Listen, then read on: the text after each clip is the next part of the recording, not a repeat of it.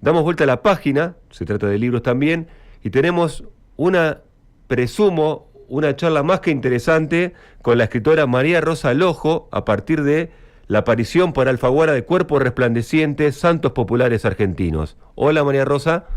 Hola, ¿qué tal? ¿Cómo estás? ¿Cómo andás? Muy bien. Bien, te agradecemos el contacto, sabemos que estás recién llegada casi de un viaje, ¿no? Sí, un viaje muy lejos. Estuve en Ucrania Bien, eh, con un grupo de argentinos, periodistas, escritores, y bueno, fue una experiencia realmente intensa. bien. Eh, ¿Fuiste por trabajo, por un tema de crónicas? No se me ocurre, o no creo que haya fue una- sido... Te explico, fue una invitación del Centro PEN Internacional, mejor dicho, del Centro PEN de Ucrania, a ¿Mm? través del Centro PEN Internacional. Y la idea era que, bueno, nosotros, así como otras delegaciones de todo el mundo que están yendo, podamos ver la situación de guerra con nuestros propios ojos. Bien.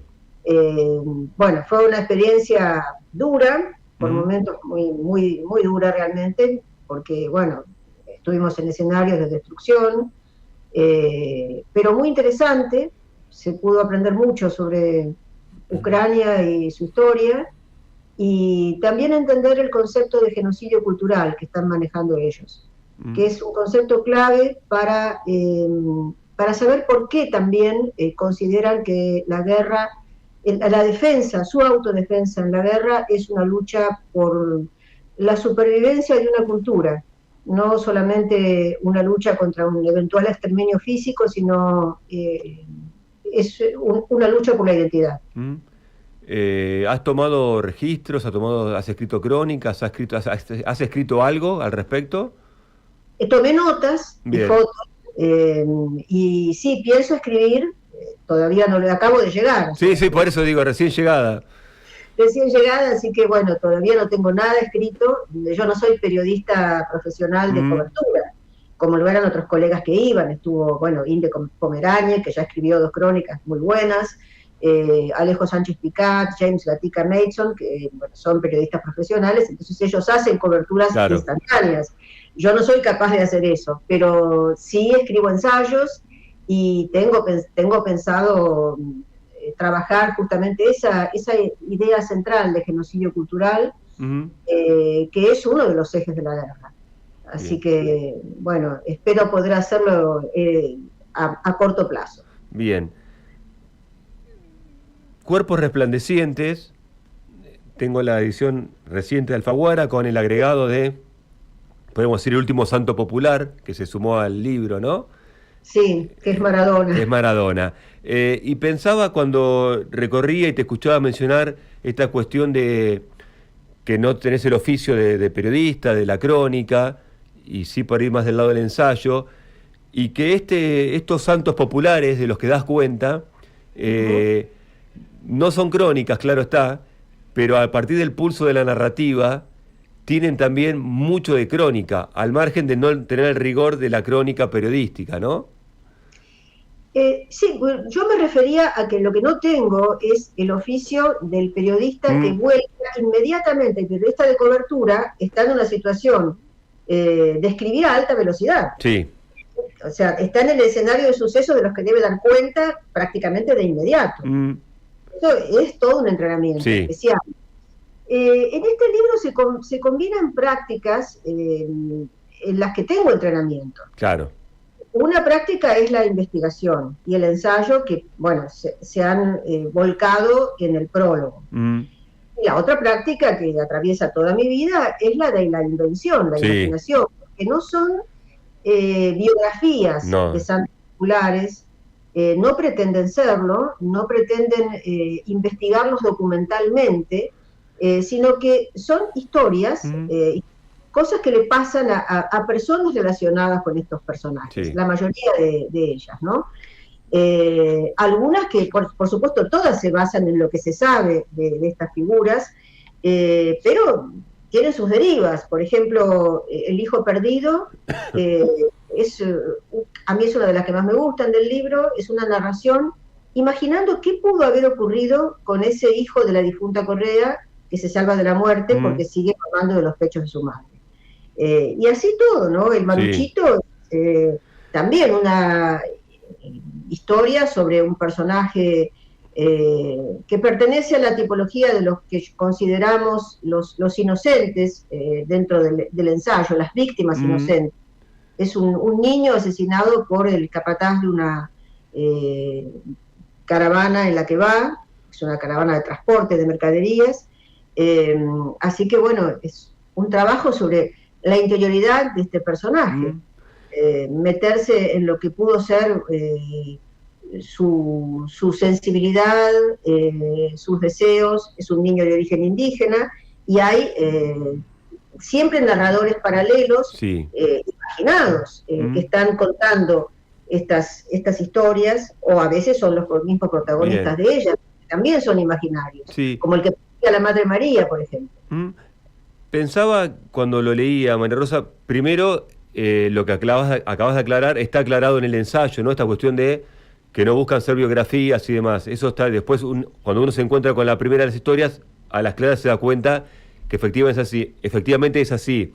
Y una de las cosas que me interesó y me pareció súper interesante y me gustó mucho, es lo que estabas trayendo a cuenta recién vos, que es, uno, por más que no sean biografías, podía caer en el pecado, se quiere, de contarlos desde la perspectiva del santo popular elegido, ¿no?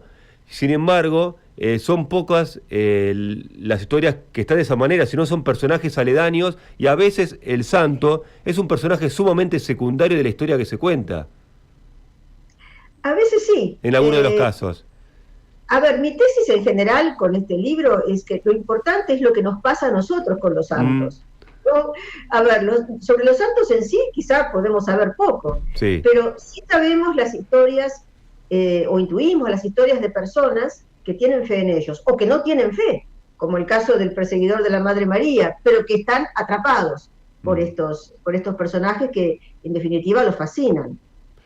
También Maradona está abordado desde otra persona, no desde el mismo. Y así en general con todos.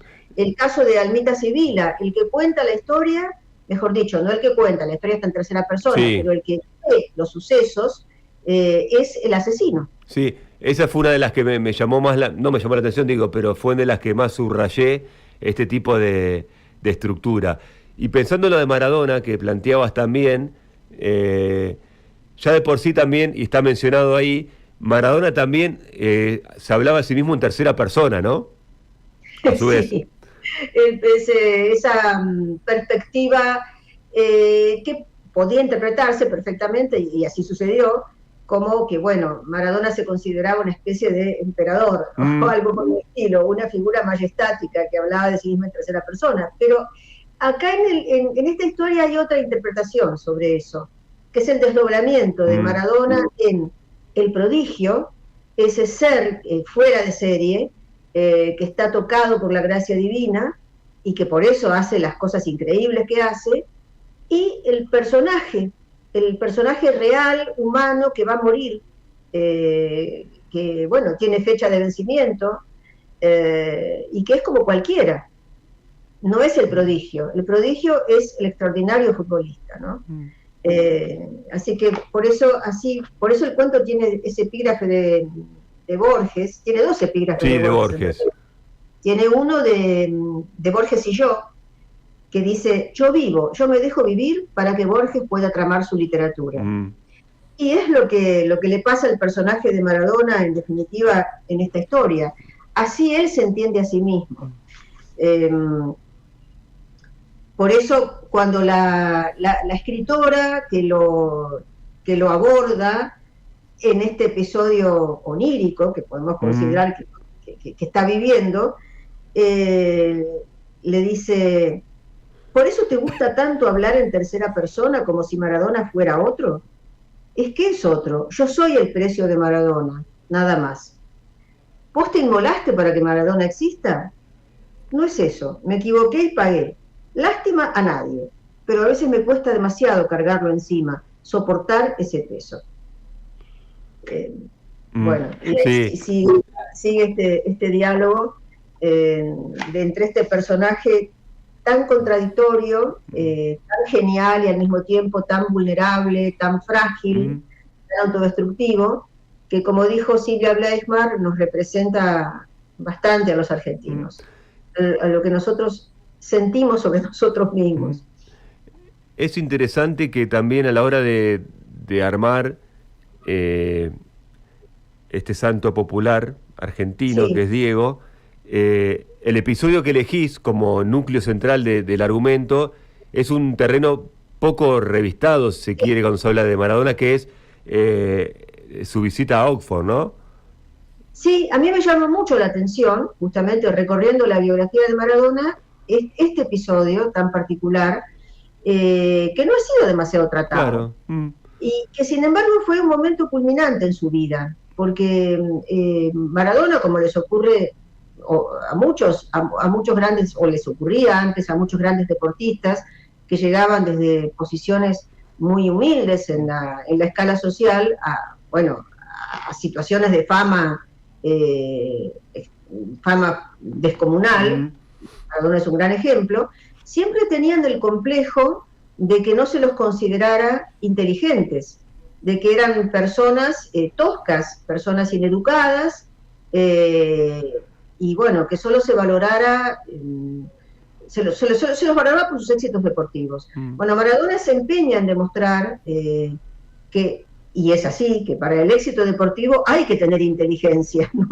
Uno no es una madera con patas, para nada. Es decir, Maradona tiene una genialidad, indudablemente, en el campo del deporte, y también él era una persona inteligente e ingeniosa, como lo prueban, bueno, frases de Maradona que quedaron como directamente en el repertorio del lenguaje popular y del lenguaje que manejamos todos. Totalmente.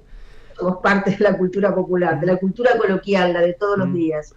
Era un gran intuitivo, y él se sintió absolutamente reconocido cuando llega a Oxford de la mano de alguien que lo toma como referente y que se parece mucho a él en sus orígenes y en su voluntad de superación, que es Esteban Sichelo, un becario, era un muchacho que se había criado en una situación de gran pobreza, que logra ir superándola, que también tiene una especie de genialidad con respecto a las lenguas, y que, bueno, termina siendo profesor en Oxford. Y Esteban es el que lleva a Maradona a Oxford, y el que lo propone para que dé esa charla, y que promueve que le entreguen ese diploma de maestro inspirador de soñadores, que me parece algo precioso, de las mejores cosas que te pueden pasar en la vida, ser inspirador de soñadores. Realmente es un diploma que muchos desearíamos, ¿no? Sí, qué legado, ¿no?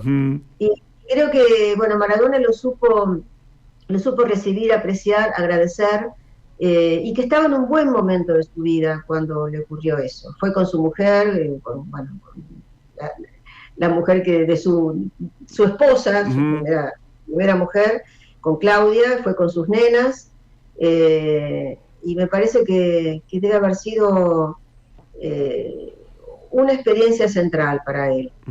Aparte, también teniendo en cuenta su condición, de dónde había salido, ¿no?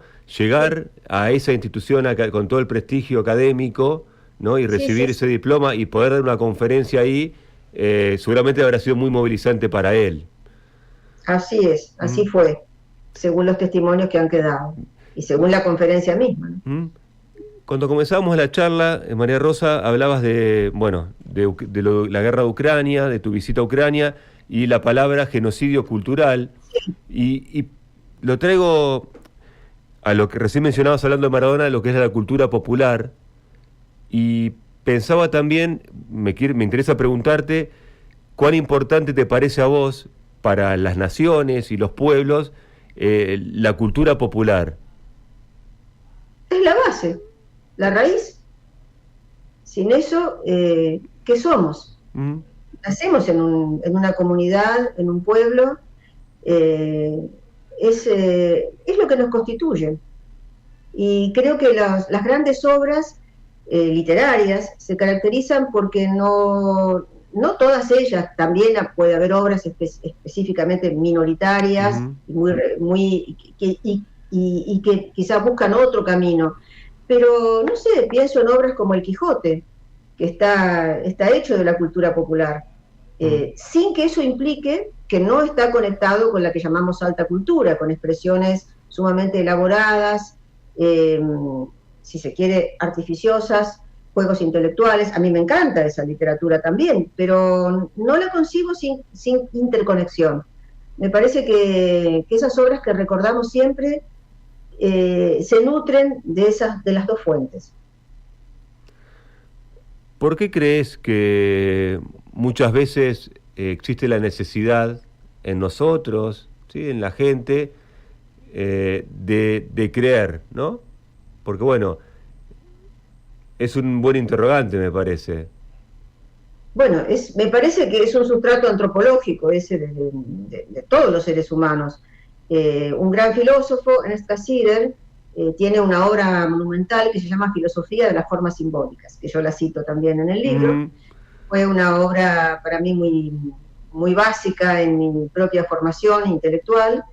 Y bueno, si algo demuestra Cassirer es que el pensamiento mágico y el mito están en todas las culturas humanas. Él, bueno, traza todo un recorrido de cómo el mito se va transformando en las grandes, o el pensamiento mágico de las sociedades tradicionales se va transformando en la construcción más compleja de las grandes religiones. Pero el sustrato es ese, es la necesidad de explicación con instrumentos específicos, que son los del mito y la religión, y que no pasan por una racionalización necesariamente o una conexión solo conceptual con el mundo. Pasan por otra experiencia, y que esa experiencia sigue siendo algo que los seres humanos necesitamos. Y por eso no termina, es decir, justamente, si Cassirer demuestra algo también, es que conviven, la religión puede convivir con el pensamiento científico. De hecho, bueno, sucede así en las sociedades actuales. Hay ciencia, pero también hay grandes religiones y hay muchos creyentes. Y a veces, no siempre, pero a veces, creyente y científico forman parte de la misma persona, son dimensiones de una misma persona. Pensaba en esto que hablamos hace un instante, María Rosa, de la nación, los relatos populares, la cultura popular, y vos planteás en ese ensayo introductorio, sumamente, es un libro aparte ese ensayo, absolutamente, esta cuestión del momento en que surge el libro, ¿no? Que era un momento también muy particular del país y de poca creencia, si se quiere, por la situación en que surgen la idea del libro, ¿no? De poca creencia... Digo, de la gente en general, de los habitantes de la Argentina. Estamos hablando por lo que planteás vos en el 2001, ¿no? Es como un año... de poca creencia en las personas que nos gobernaban. Sí, digo, en general, digo, como era un momento de eso, de no creer, ¿no? De la necesidad de creer en algo más, porque lo que había para creer no era posible, ¿no? Sí, era un momento de gran ruptura, decepción, frustración colectiva, pérdida también, a medida que la globalización avanza, también hay como un proceso de pérdida de identidad o de pérdida de lo familiar y lo característico, pero a ver, creo que de todas maneras la creencia en figuras mediadoras o en figuras que nos pueden conectar de manera más cercana con un universo trascendente, no solo se da en esas situaciones. Lo que pasa que, bueno, se puede agudizar, sobre todo porque en el caso de esos procesos de pérdidas identitarias, justamente esas figuras de los santos populares argentinos, o sea, los que nos conectan con nuestra historia, nuestra memoria colectiva, nuestros valores particulares, se vuelven más necesarias. Son figuras especialmente representativas de un pasado común. Y cuando el presente empieza a resquebrajarse y a crujir, ¿a qué nos aferramos? A la memoria colectiva, al pacto de fundación de una sociedad. Así que pienso que por eso, y lo digo en el prólogo, no es casual que en esos años de fin de milenio empieza a haber también más signos visibles de devociones que se desplazan hacia las grandes urbes, porque en definitiva esas antiguas devociones populares, el Gauchito Gil o la difunta Correa, son del interior, son de zonas rurales, y se los ve, hasta llegar al día de hoy, instalados cada vez más en las megalópolis, sí, a través de los migrantes internos, que son muchos en la Argentina, o han sido muchos por lo menos, a través de incluso de una movida artística que fue cada vez más intensa. Bueno, yo me alegro de haber visto este movimiento en su origen, cuando pocos escritores hablaban de esta proyección. Y te digo, me acuerdo perfectamente el día en que yo me convencí de que había que prestarle atención a algo así. Yo iba a Corrientes a presentar un libro, la novela La Princesa Federal. Es una novela que, bueno, que se difundió mucho y que tuvo bastante circulación. Y me fueron a buscar personas de la Secretaría de Cultura correntina, que eran colegas, eran profesoras, como yo, y me señalaron un altar en el camino que estaba dedicado a Gauchito Gil, me explicaron quién era, y me dijeron, lástima que no tenemos tiempo, porque si no, nos hubiéramos parado a rezarle. Eran personas no del mundo rural o del mundo que llamamos, bueno, el mundo popular del interior, sino, bueno, personas del interior, pero obviamente eran mis colegas que tenían una formación académica. Y, sin embargo, lo dijeron con absoluta espontaneidad, que lo vi reproducida en muchas personas de Corrientes, poetas, escritores, gente con la que yo iba a conversar, a tratarme, que marcaba una verdadera expansión de un culto que quizá en sus comienzos fue más reducido y que cada vez estaba llegando a más capas de la sociedad y que estaba avanzando además sobre el territorio nacional, porque los altares de Gauchito Gil empezaron a multiplicarse por todas partes, desde el norte hasta la Patagonia. Y ahora, y bueno, una movida, como te decía, una movida artística muy interesante, de la que forma parte justamente este artista plástico, Damián Rucci, que, bueno, al que pertenece la tapa del libro. Sí, que está Gilda. Es de Gilda, sí. La primera edición del libro tenía una tapa de Dani Barreto del Gauchito Gil. Así que, bueno, creo que es algo que algunos artistas, escritores y plásticos hemos visto ya desde hace bastantes años, y que ahora pienso que es un tema mucho más abordado y conocido. Totalmente. Pensaba también, María Rosa, que a pesar de lo que muchos podrían creer, estos santos populares argentinos también muchas veces funcionan como complemento en muchas personas de creencias religiosas, si se quiere, como el cristianismo, ¿no? Es que están en ese marco. Para que existan los santos populares también tiene que haber una cultura que los haga posibles, que los sustente. O sea, a través del catolicismo nosotros tenemos una cultura donde están la figura de los mediadores, que son los santos. Para teólogos, como el caso de Rubén Drí, bueno, los santos católicos reemplazan de alguna manera a los dioses del paganismo. A esas divinidades más cercanas o más inmersas en la vida cotidiana, el catolicismo aprovecha de alguna forma esta preexistencia y de alguna manera esa capacidad de lo luminoso cercano que se mezcla en la vida de todos los días, se transfiere a los santos.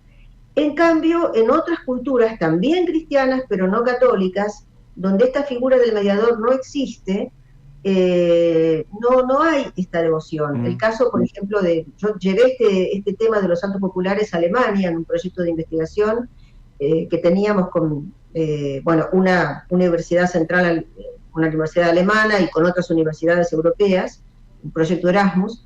Llevé el caso como case study, como estudio de caso, a un taller que hicimos en la Universidad de Kiel, sí. Y los chicos alemanes se quedaron muy sorprendidos, porque era un fenómeno bastante raro para ellos. En esa zona había muchos protestantes, gente de formación protestante que no reconoce el mundo de los santos, o de formación laica directamente, no de formación religiosa, pero sí, se requiere un marco cultural religioso para que esto funcione.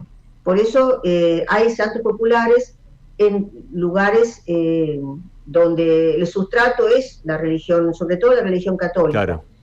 Esto no significa que los que siguen a los santos como devotos o como simpatizantes o que los reconocen como parte de su identidad tengan que ser necesariamente católicos. Ni siquiera hace falta que sean creyentes, pero sí que el marco cultural de alguna forma permita esta visibilidad de estas figuras, ¿no? Recuerdo, el caso de una colega y amiga, Elsa Drukarov, sí, que me mostraba una pulsera de Gauchito Gil que le había traído su hijo, lo recuerdo, de un viaje. Y me dice, ¿qué hago yo con esta pulsera? Porque yo no soy creyente y soy judía, de origen, de identidad cultural. ¿Qué hago con esto? Y bueno, es natural que la tengas, sos argentina. Con eso alcanza. Pero no están en contradicción los santos con el cristianismo. Bien. Para nada. Como te decía yo, es un marco que permite su existencia, si bien no es excluyente. Ahora, una persona que es cristiana los puede integrar. No están canonizados oficialmente, pero si vas a un santuario, ves, por ejemplo, el merchandising del Gauchito Gil en el santuario, cuando las veces que yo he ido están las estampitas, por ejemplo, que son clásicas. El Gauchito Gil con la cruz a la espalda, que es la cruz cristiana, es la cruz guaraní también. El Gauchito Gil con la Virgen de Luján al costado, por ejemplo, representado. El certificado de peregrinación que te daban en el santuario, yo tengo uno, como si hubiera sido Santiago de Compostela. O sea, todos elementos de la liturgia católica que no son contradictorios, por el contrario, las personas que son católicas los pueden integrar, y los que no son católicos les da lo mismo. Claro. Es decir, van porque hay una adhesión al personaje, una adhesión que pasa por diferentes instancias, no necesariamente por un dogma religioso. Bien. Bueno, María Rosa, te agradecemos el contacto con Maldición Eterna, Cuerpo Resplandeciente, Santos Populares Argentinos, editado por Alfaguara. Les recomendamos a nuestros oyentes que vayan a leerlo porque, además de ese ensayo, que dije yo, es un libro, aquí está el comienzo, que es un libro en sí mismo, después van a encontrar estos santos populares referenciados como protagonistas secundarios, protagonistas principales, depende del texto, de estas historias que escribís con suma maestría, María Rosa. Muchísimas gracias por la entrevista y por esta conversación tan grata. Te mando un abrazo grande. Chao, hasta pronto. María Rosa Lojo, bien decíamos, Cuerpo Resplandeciente, Santos Populares Argentinos, recién llegada a Ucrania, y cuando decimos recién llegada es real, llegó en el día de ayer a la noche, o sea, debe estar todavía María Rosa con el jet lag a cuestas.